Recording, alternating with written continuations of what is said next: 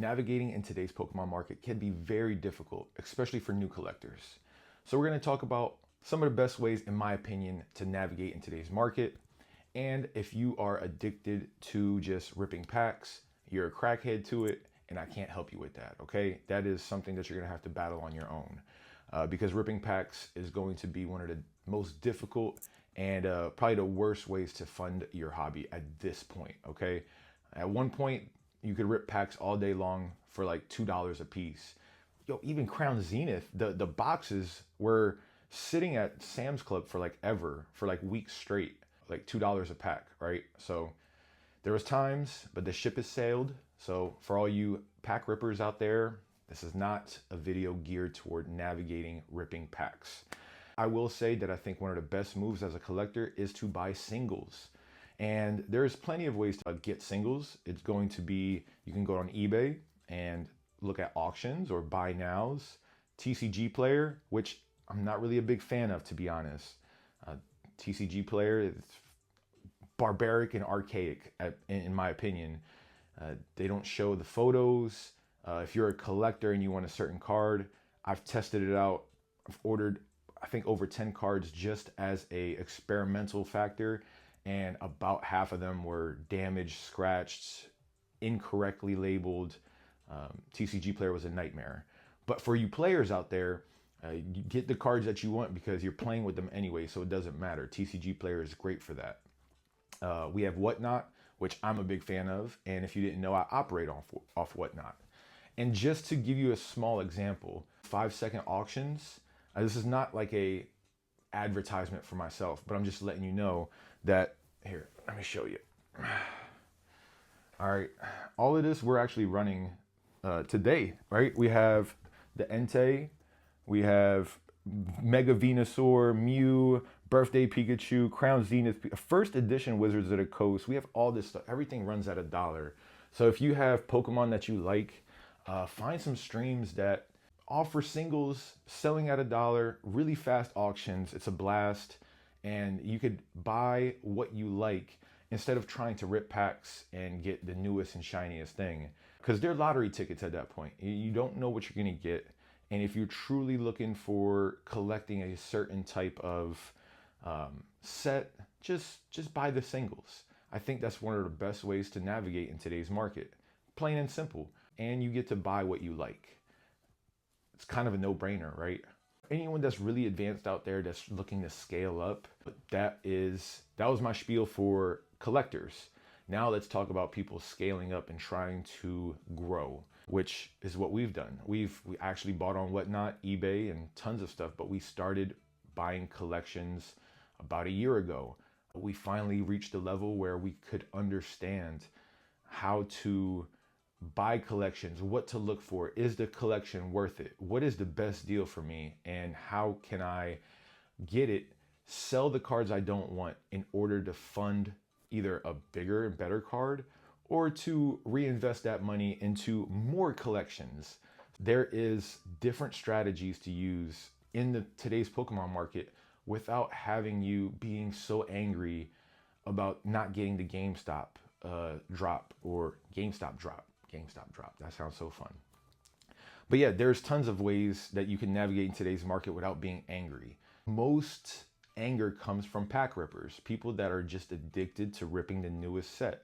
You kind of see what's happening with Journey Together with the singles. I talked about this in my last video, is the market is doing exactly what I thought it was going to do. Everyone's thinking that the singles are crashing, that the market's correcting itself. We have destined rivals right around the corner. People are making room. They're making room for capital in order to buy that set plus more, okay? If you think that the crash is coming right now or the correction's happening, it's not, okay? This is a great time to pick up singles. This is a great time to pick up cards, but the correction is not happening now. People are selling their stocks now in order to buy destined rivals. That's just what's happening, okay? As soon as that set comes out, and then Final Fantasy drops for Magic, One Piece is coming out soon too, so it's just banger after banger after banger. So a lot of people, smart, big money, is just I'm not even gonna say cutting their losses, because they're still making out really good compared to what they bought it for a few months ago. So that's kind of what's happening in today's market. The best way as a collector is to collect singles. Don't worry about ripping packs. Or collect sealed. One of my favorite things to do as a collector is collect sealed product, because no matter what, that sealed product will appreciate in value over time. Now, how much time? That's up to the market. The market will market. But I think that's the smartest moves. Buy the singles you like. If you're trying to scale up, find out how to get the right collections, at what percentages, blah, blah, blah. I'll probably make a video about that soon, because that's our strategy. And I'm gonna tell you our business strategy, just plain as day, what we do. I could tell you step by step what we do, but I can also tell you that you won't be able to do it if you're at a certain inexperienced level, okay? This comes with time, knowledge, and understanding. So not everybody is going to be able to get home run collections and scale up their business, or just their collection in general, you know what I mean? So it comes with time and experience. And I think that's the most lacking department of today's modern collector is patience. I want it, it's my cards and I need it now. That's how they see it. And those people don't last. I've kind of seen this in 2020. It's the same thing, but a lot angrier. Today's market, it is a huge divide. I didn't even think I was going to go this route, but I'm going to go anyway. There's a huge divide in today's market between collectors and sellers. It is like Bloods and Crips, left and right. People are either on one side or another. And you always see those videos like, I'm not addicted, I'm committed. And you know, how many times do you have to get punched in the nuts in order for you to just stop ripping constant product? There's nothing wrong with ripping a box or two from time to time. That's normal. But if you're ripping boxes almost every day or every other day, or you're just literally scratching or itching to rip something, you have a problem. And there's nothing I or anyone else can do. Is just how many more times can you take that nut shot, and then you're gonna end up dipping out the hobby with a very sour taste in your mouth. It happened during the COVID boom. I've seen it, and today's just, the collectors are a lot more angry. So it's fascinating. Human behavior is very fascinating, and I'm so thankful to be just watching from a bird's eye view. But anyway, be safe out there. You don't got to worry about always just trying to get the newest and best product.